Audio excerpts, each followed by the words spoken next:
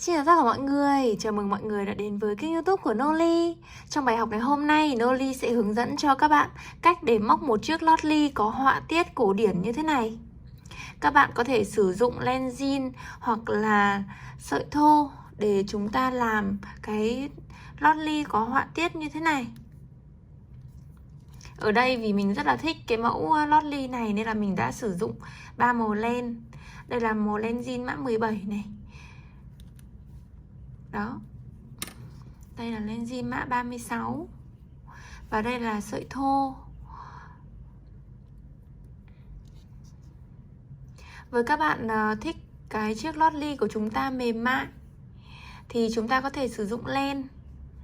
Còn các bạn thích lót ly có tính ứng dụng cao, phẳng như thế này và sợi thì không thấm nước, các bạn có thể sử dụng sợi thô để móc.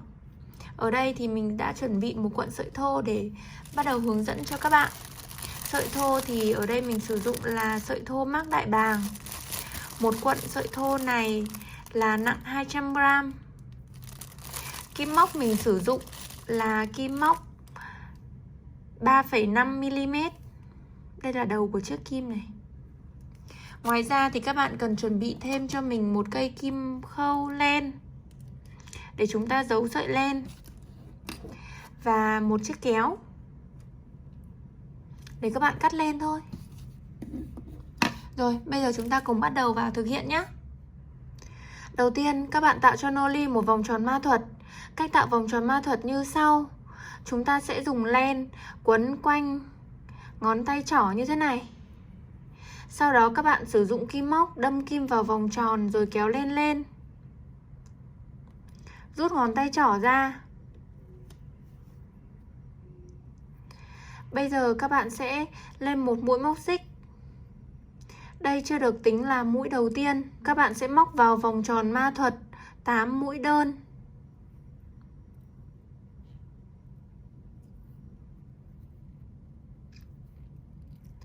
1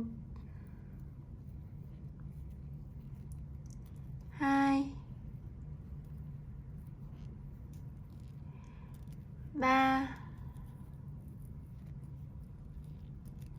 4 5 6 7 8. Sau khi móc xong được 8 mũi đơn này thì các bạn sẽ rút len để vòng tròn được khép lại. Các bạn sẽ trượt mũi vào chân thứ nhất, trượt qua cả hai vòng tròn này.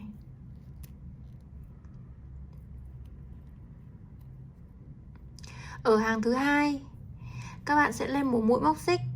Sau đó mỗi một chân các bạn móc 2 mũi đơn.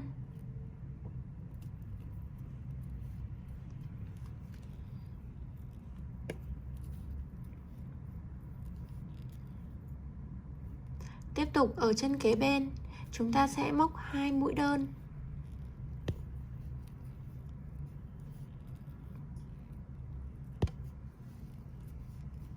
Cứ liên tiếp như vậy, các bạn sẽ móc cho đến hết hàng.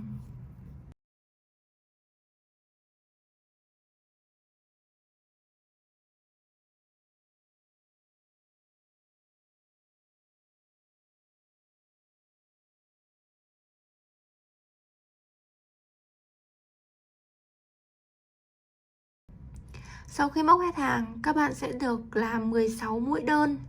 Chúng ta lại bắt đầu trượt mũi để khép vòng.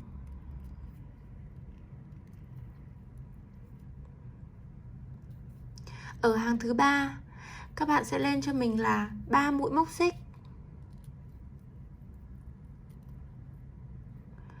Chúng ta sẽ đâm kim vào chân thứ hai của chuỗi móc xích. Một này. Ở chân kế bên, chúng ta lại đâm kim vào rồi kéo len lên. Tiếp tục, tại cái chân mũi móc xích này, chúng ta sẽ móc vào cạnh sau của chân mũi.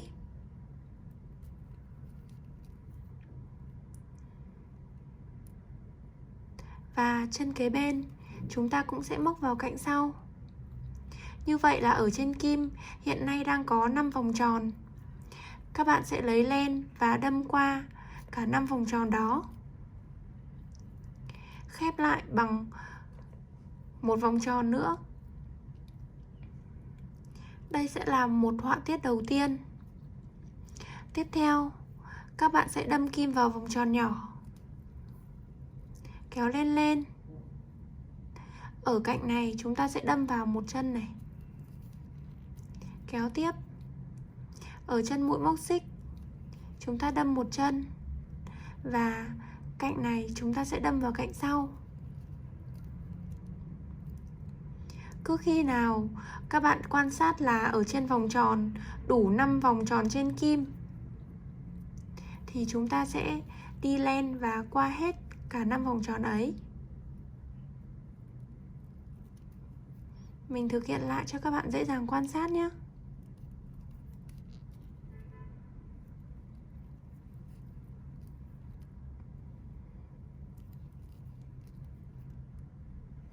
Một, hai, ba, bốn, 5.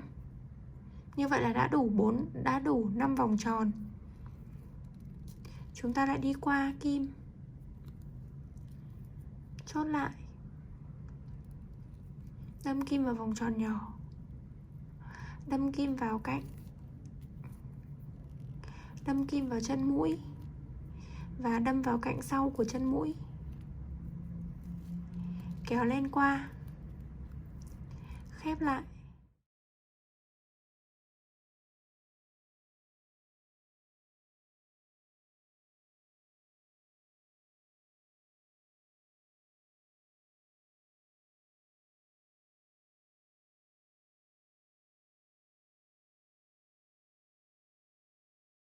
Các bạn sẽ móc là 16 cụm họa tiết như thế này. Sau đó thì tới cuối hàng chúng ta sẽ trượt mũi.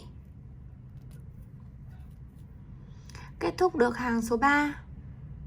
Các bạn có thể thấy là ở trên bề mặt sản phẩm ấy, nó hiện lên một cái đường vòng tròn như thế này, là do chúng ta đã móc vào cạnh sau của chân mũi. Với hàng thứ tư, các bạn sẽ lên cho mình là 2 mũi móc xích.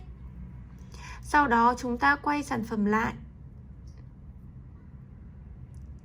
Chúng ta lấy lên và đâm kim vào vòng tròn này. Chúng ta sẽ móc là 3 mũi nửa kép.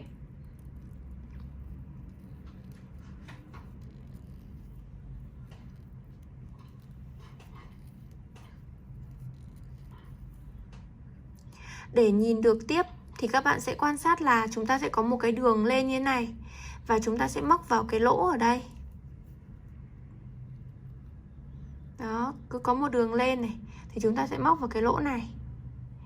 Một đường đi lên thì chúng ta sẽ móc vào cái lỗ này.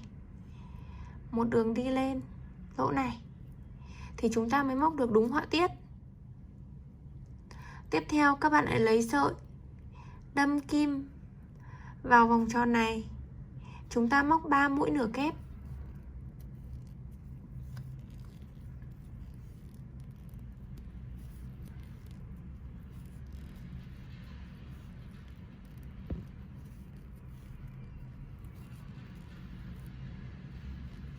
Lấy len. Các bạn lưu ý là chúng ta phải để ý kỹ vòng tròn ở đâu thì chúng ta sẽ móc vào đó.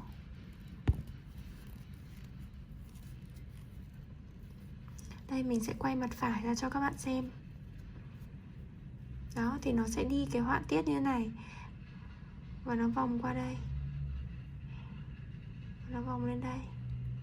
Đây là chúng ta đang hoàn thiện nốt vòng cung.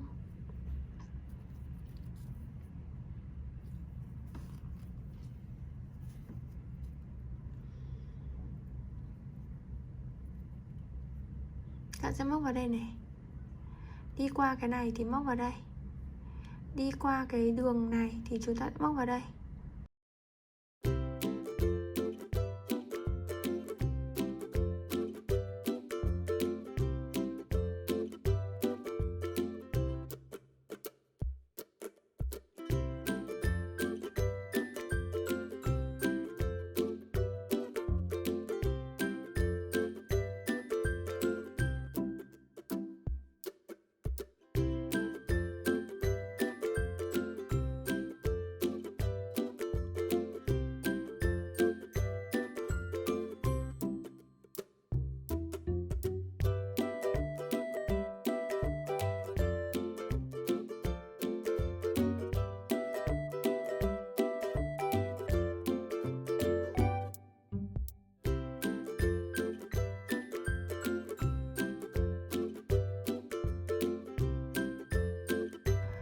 ta cũng sẽ trượt mũi để kết thúc hàng.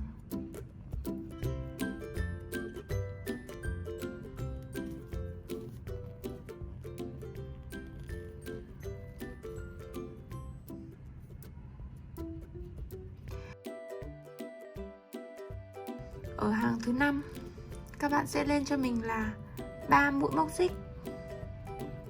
Chúng ta quay sản phẩm lại. Các bạn sẽ móc vào cạnh đầu tiên, cạnh thứ hai, móc vào cạnh sau của chân mũi móc xích, móc vào chân đầu tiên, cạnh sau, móc tiếp tục một cạnh nữa. Ở đây khác với hàng số 3 là các bạn ở hàng số 3 chúng ta sẽ có 5 vòng tròn trên kim, nhưng ở hàng số 5 này các bạn sẽ có là 6 vòng tròn trên kim. Các bạn lấy len và đi qua cả 6 vòng tròn, khép lại. 1 này,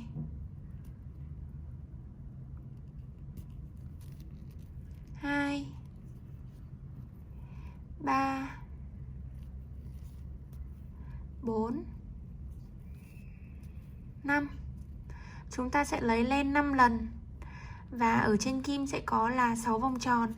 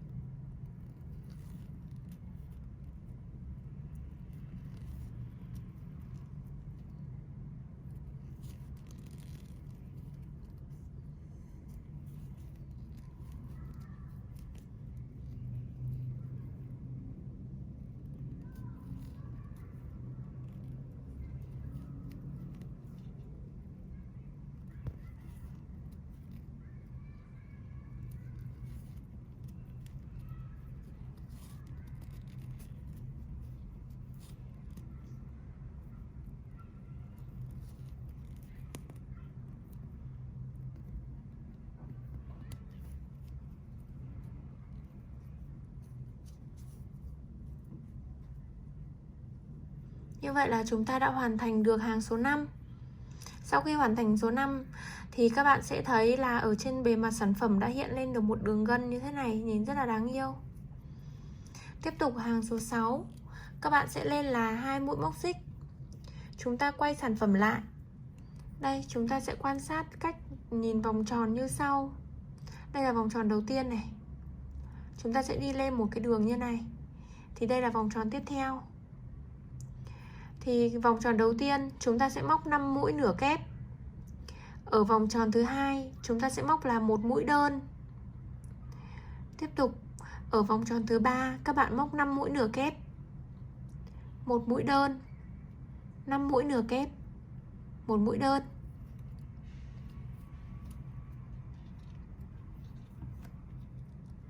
Các bạn lấy len, đâm kim vào vòng tròn. Chúng ta sẽ móc 5 mũi nửa kép vào một chân.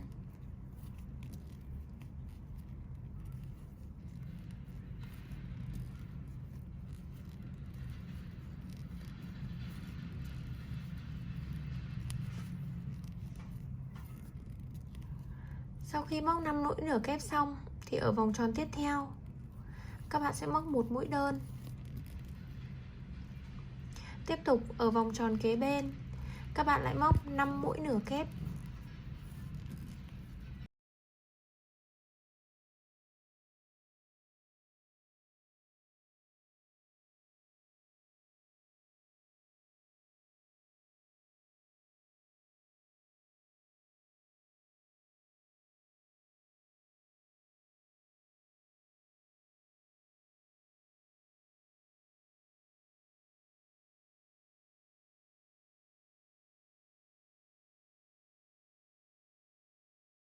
Tới vòng tròn cuối cùng các bạn sẽ móc là 1 mũi đơn. Sau đó thì chúng ta cũng sẽ trượt mũi và kết thúc được hàng số 6. Các bạn sẽ lên một mũi móc xích để chúng ta khóa sợi lại. Sau đó thì các bạn sẽ cắt lên.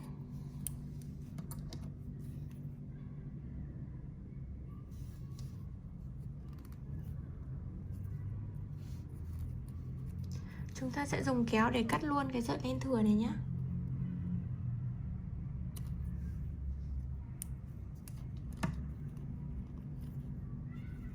Đây là mặt trái của sản phẩm,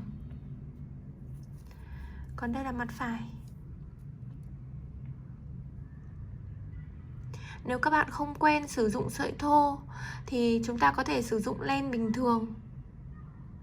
Tuy nhiên thì ở sợi thô có đặc điểm là sợi được xe chặt, nên là các mũi móc nhìn rất là nét. Sợi có độ bóng nên nhìn sản phẩm thì nó sang hơn.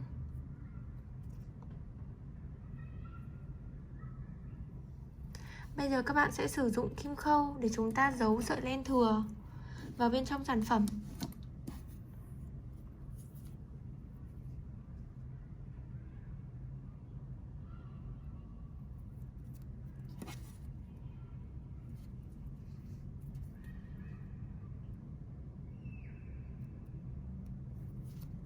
Chúng ta sẽ đâm kim ngược vào cái lỗ này để chúng ta giấu được cái nút thắt. Sau đó thì các bạn sẽ đi vào trong chân của các mũi móc.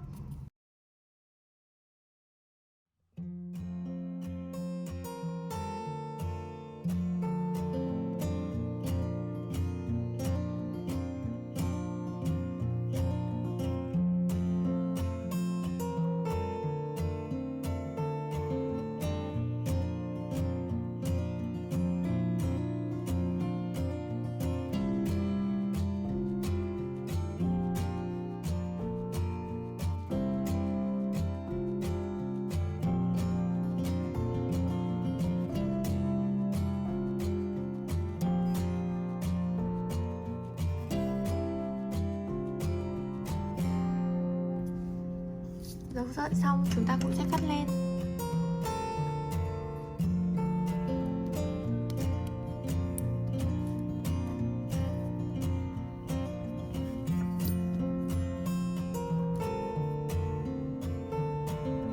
Như vậy là các bạn đã hoàn thành xong được chiếc lót ly có họa tiết cổ điển như thế này.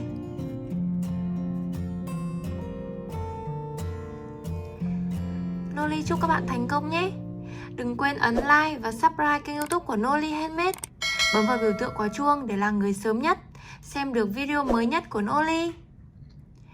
Bye!